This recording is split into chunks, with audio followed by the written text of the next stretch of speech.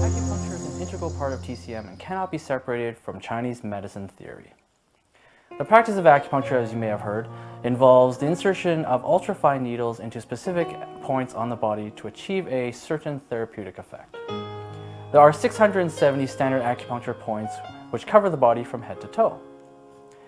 Each standard acupuncture point is located on a specific meridian, which corresponds to a major organ system. You can think of meridians like maps of major energy, or what we say qi flow, throughout the body. By inserting needles into these points, we can regulate the circulation through the meridians. I do not want to talk about qi too much in this video. However, the concept of qi is an all-encompassing theory which talks about energy, which makes up the universe.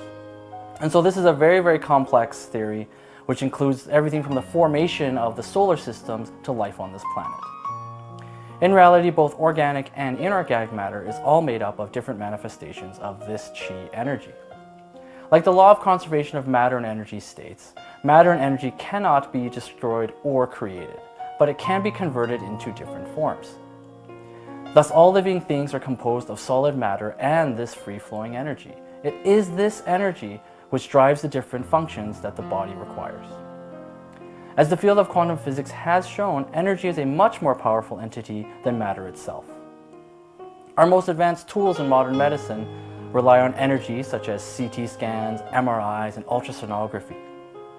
Using TCM, we can tap into the body's energy to regulate biological processes. The ancient Chinese developed this form of healing well before its time. TCM is quantum mechanics 4,000 to 5,000 years ago, or it could be better to say that quantum mechanics, which is a modern-day science roughly 100 years, has its theoretical basis within Chinese medicine.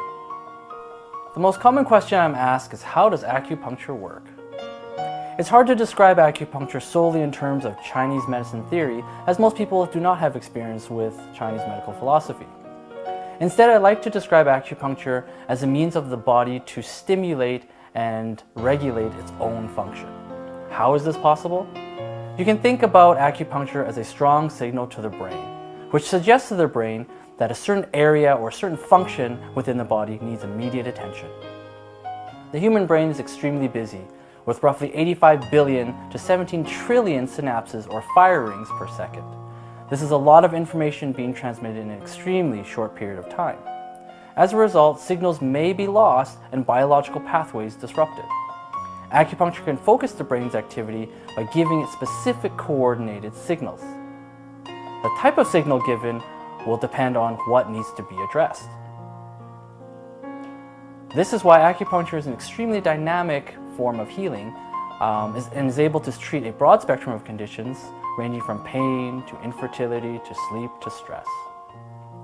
Generally, multiple treatments are required to achieve long-lasting effects, as each additional treatment will reinforce a new set of signals to the brain.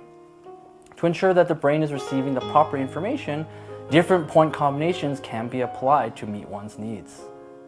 Essentially, we are trying to train the brain to regulate the body on its own. As I mentioned earlier, there are 600 standard acupuncture points. This does not include extra points, ear acupuncture, scalp acupuncture, and thus we have a near infinite amount of point combinations at our disposal. Acupuncture is truly a dynamic method of treatment, which is always custom tailored towards the individual.